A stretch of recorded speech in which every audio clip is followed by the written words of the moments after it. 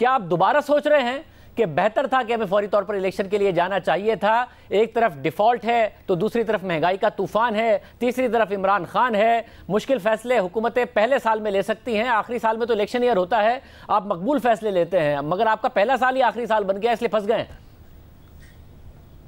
دیکھیں، آج مقبولیت غیر مقبولیت کی بات نہیں ہے، آج ملک کا فیصلہ ہے۔ ایک طرف سیاسی مفاد ہوتا ہے، ایک طرف ملک کے معاملات ہوتے ہیں، اور مسلم لیگ نون نے ہمیشہ ملک کے معاملات کو ترجیح دی ہے۔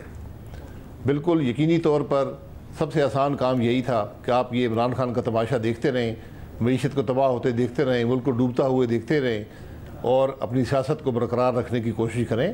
ایک فیصلہ لیا ہے پاکستان مسلم لیگ نون نے اور کولیشن پارٹنرز نے، اور اب انشاءاللہ یہ ٹرم پوری کریں گے اور ملک کے حالات کو استحکام دیں گے۔ مشکل فیصلے ہم نے کر دیے، اور یہ ایسے فیصلے تھے جس میں کوئی چوائس نہیں تھی۔ جو پیٹرول کی قیمت میں اضافہ ہے، اس میں ہم نے 3 ہفتے ہر طریقے سے ہر پہلو سے ان معاملات کو دیکھا، لیکن کوئی چوائس اور نہیں تھی سوائے اس کے کہ پیٹرول ڈیزل کی قیمت جو ہے وہ قیمت خرید کے مطابق کی جائے۔ اس میں کوئی حکومت ٹیکس نہیں لے رہی، کوئی اور رقم نہیں بنا رہی، صرف قیمت خرید کے قریب قیمت فروخت کو لایا گیا ہے۔ یہ مشکل فیصلے ہیں، دیگر بھی آپ کو مشکل فیصلے کر جو 4 سال کی معیشت کی تباہی ہے، اب معیشت کو استحکام دینا پڑے گا، لوگوں کو اعتماد دینا پڑے گا۔ جو آپ کے لینڈرز ہیں، ملٹی لیٹرل ادارے ہیں، بیرونی ادارے ہیں، ان سب کو آپ کو کانفیڈنس دے کر ملک کے حالات کو بہتر کرنا پڑے گا۔ ویسے اگر حکومت خود بھی کانفیڈنٹ ہوگی، کیونکہ عمران خان ڈھکی چھپی نہیں رکھ رہے ہیں، آج بھی انہوں نے واضح طور پر فوج کو کہا، نیوٹرل سے مخاطب کرتے ہوئے، کہ بھائی جو سوویت یونین ہے وہ والا حال پاکستان کا ہو سکتا ہے۔ وہ پہلے انٹرویو میں کہہ چکے ہیں 3 ٹکڑے ہو سکتے ہیں، فوج تباہ ہو سکتی ہے، معیشت تباہ ہو گئی تو جو ہے وہ فوج بھی تباہ ہوگی۔ تو یہ سارے کے سارے معاملات وہ بار بار ان سے کہہ رہے ہیں کہ وہ مداخلت کریں۔ آپ کو لگتا ہے وہ مداخلت نہیں کریں گے؟ یہ کانفیڈنس آپ کو ہے کہ آپ اگلے سال تک رہ جائیں گے اگر قیمتیں اتنی بڑھ رہی ہوں گی؟ دیکھیں، جو آدمی مداخلت سے آیا ہے وہ مداخلت کی بات ہی کرے گا۔ عمران خان تو 4 سال کا حساب دے نا، اس نے ملک کے اندر کیا ہے۔ آج جو ملک کے معاشی حالات ہیں، جو فیصلے غلط فیصلوں سے، کرپٹ فیصلوں سے، فیصلے نہ کرنے سے، کوتاہیوں سے، نالائکی سے جہاں پر ہم پہنچے ہیں، یہ معمولی حالات نہیں ہیں، غیر معمولی حالات ہیں۔ تو آج ملک کی ضرورت یہ ہے کہ ہم ان مسائل کو حل کریں۔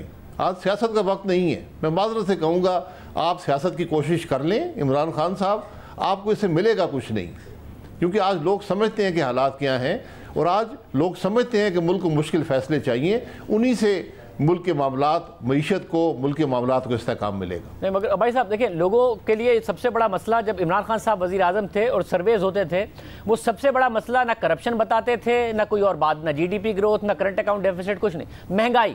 وہ کہتے تھے مہنگائی کی وجہ سے، اور حکومت اس لیے ان پاپولر تھی۔ تو لوگ، آپ یہ کہہ رہے ہیں کہ سمجھتے ہیں لوگ مہنگائی بھگتتے ہیں، اور وہ جب بھگتیں گے تو آپ کے اوپر دباؤ آئے گا، اور اداروں پر ساتھ دباؤ ڈال رہے ہیں عمران خان صاحب، اور اس ملک کی گراؤنڈ ریئلٹی، آپ تو وزیر اعظم رہے ہیں، آپ کو تو پتہ ہے آپ کے وزیر اعظم ہوتے ہوئے کیسے بلوچستان سے آپ کی حکومت فارغ ہو گئی تھی۔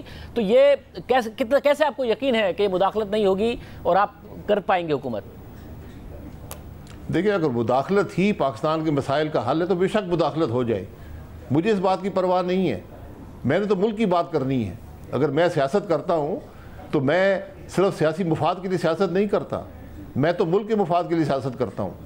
ہماری جماعت نے ہمیشہ یہ ثابت کیا ہے کہ ہم نے مشکل فیصلے کر کے ملک کے معاملات کو استحکام دیا ہے، ہمیشہ ملک کے مفاد کی بات کی ہے، ہم نے کبھی سیاسی مفاد کی بات نہیں کی۔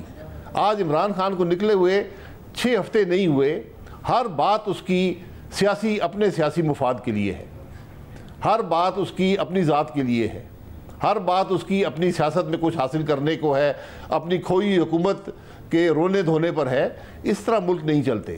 آج آپ کے ملک کے معاملات آپ کے سامنے ہیں، ان کو حل کرنے کی ضرورت ہے، اور آج اس کا کوئی اور حل نہیں ہے سوائے اس کے کہ ایک کولیشن گورنمنٹ ہے جس کی ایک وسیع بنیاد ہے، وہ مشکل فیصلے کرے، ملک کو استحکام دے، اور پھر ٹرم پوری کر کے الیکشن میں جائے۔ اس کے علاوہ آج مجھے کوئی اور ملک کا حل نظر نہیں آتا۔ انتشار اور نفاق میں ملک کے معاملات کا حل نہیں ہے۔ اچھا، دوسری امید وہ عدالت سے لگائے ہوئے ہیں۔ اب ظاہر ایک زمانہ تھا 2016-17 میں جب سپریم کورٹ نے جے آئی ٹی بنائی، اور اس جے آئی ٹی میں بھی سارے سرکاری اراکین تھے، مگر عمران خان صاحب اس کے فیصلے سے بڑے خوش ہوئے۔ مگر اب सुप्रीम कोर्ट ने 25 मई को उनकी रैली से मुताल्लिक 7 सवालात के 7 जवाब मांगे हैं मुख्तलिफ इदारों से, जिसमें DGISI भी शामिल हैं। मगर इमरान खान साहब कह रहे हैं कि सारे सरकारी अरकान हैं, सिविल सोसाइटी के नुमाइंदे भी होने चाहिए। वो अदलिया पर भी बहुत ज़्यादा दबाव डाल रहे हैं कि अदालत भी हमारे लिए रास्ता हमवार करे कि हम प्रोटेस्ट कर सकें इस हुकूमत के खिलाफ। तो आपको कोई डर नहीं है कि अदालत से भी कोई ऐसा फैसला ना आ जाए कि जो आपकी हुकूमत को हिला के रख दे? जी देखें, सियासी हुकूमतें सियासी मामलात से नहीं घबराती। इमरान खान साहब एहतजाज करना चाहते हैं, बड़े शौक़ से एहतजाज करें, लेकिन अगर वो मुल्क में निफाक डालेंगे, वो दारुल हुकूमत या मुल्क को पर कब्ज़ा करने की कोशिश करेंगे, वो मुल्क के अंदर खाना जंगी की धमकियां देंगे, तो फिर हुकूमत रियासत को कुछ करना पड़ता है, तो वो करेगी रियासत, क्योंकि आप ये निफाक बर्दाश्त नहीं कर सकते। ये वही आदमी है जो आज से 6 हफ्ते पहले हुकूमत में था, उस वक्त उसको ये सब बातें याद नहीं थी। आज उनको ये सब बातें, जमहूरियत भी याद आ गई, अदालतें भी याद आ गई, इलेक्शन कमीशन भी याद आ गया, पार्लियामान भी याद आ गया। ये वही आदमी है जिसने हर इदारे को मुल्क में तबाह किया है, हर इदारे को गाली निकाली है, और आज वही कैफियत फिर बनाए हुए हैं। मगर भाई तो आज मैं फिर गुजारिश करूँगा, आज हम सब की जिम्मेदारी है कि बात मुल्क की करें, बात मुल्क के मसाइल की करें। अगर मुल्क का मसाइल एक दूसरे को गाली देने से हल होते हैं, मैं भी खुशी से तैयार हूँ। अगर मुल्क के मसाइल का हल निफाक और इंतशार में है, चले उस तरफ चलते हैं। आज मुल्क के मसाइल के हल की ज़रूरत है, अपने ये छोटे मोटे सियासी मामलात और नाक से आगे देखने की ज़रूरत है। मगर भाई साहब, उसके लिए बड़ा लाजमी है ना कि आप सारे के सारे मिलकर फैसला करें। 15 फरवरी तक जब पेट्रोल और डीजल की कीमतों में बैनुल-अक़वामी मार्केट में इजाफा हो रहा था और यहाँ पाकिस्तान में इजाफा होता था, तो आप लोग भी यही सियासत कर रहे होते थे। आप लोग कौन सा मुल्क का सोच रहे थे? इमरान खान साहब भी यही कर रहे हैं। हालांकि बैनुल-अक़वामी मार्केट्स में इजाफा हुआ है, आप कोई टैक्स नहीं ले रहे हैं, सब्सिडी पास ऑन कर रहे हैं, प्राइसेस को पास ऑन कर रहे हैं, मगर वो भी वही कर रहे हैं जो आप उनके साथ करते थे। नहीं शाहजेब साहब, एक बड़ा फ़र्क है। इससे पहले आपके पास गुंजाइश मौजूद होती थी प्राइस इंक्रीज़ को एब्जॉर्ब करने की। आपके पास पेट्रोलियम डेवलपमेंट लेवी होती थी जो 30 रुपये तक रही है। आपके पास 17% का सेल्स टैक्स होता था। तो उस वक्त तेल की कीमत बढ़ती थी 5 रुपये, 8 रुपये, 10 रुपये। आपके पास गुंजाइश होती थी कि उसमें से पूरा एब्जॉर्ब कर लें, कुछ हिस्सा एब्जॉर्ब कर लें या पास ऑन कर दें। ये जो इमरान खान साहब ने अपनी हुकूमत के आखिरी दिनों में फैसला किया कि हम 10 रुपये कीमत भी कम कर रहे हैं, पेट्रोलियम लेवी भी ख़त्म हो गई, सेल्स टैक्स भी ख़त्म हो गया और प्राइस फ्रीज कर दी, इसने आपकी मईशत पर जो बोझ डाला है वो मईशत की तबाही का बायस बन सकता था।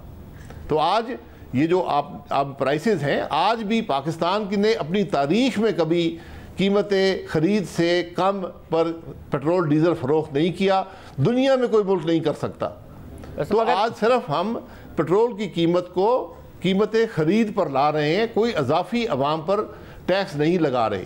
माजी में गुंजाइश थी, इसलिए तनकीद होती थी कि आप ये जो इंक्रीज है इसको बर्दाश्त कर सकती है हुकूमत।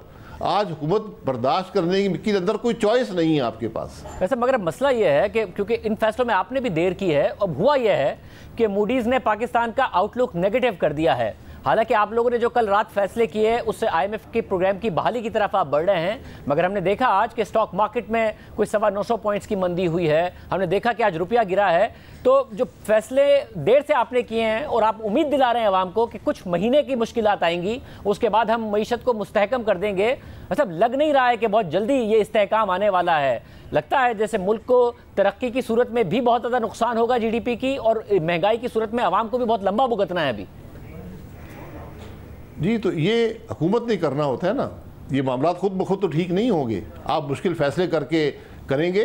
हमने कोशिश की 3-4 हफ्ते कि हम कोई हल निकाल लें कि किसी तरह आवाम पर बोझ कम से कम हो, लेकिन इसके अंदर कोई चॉइस मौजूद नहीं थी।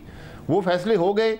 अब जब हम IMF प्रोग्राम हुआ है, हमने सिर्फ IMF प्रोग्राम को नहीं तोड़ा, इस पिछली हुकूमत ने, हमने मुल्क की मईशत पर जो बोझ डाल दिया वो मुल्क की मईशत की तबाही का बायस बन सकता था।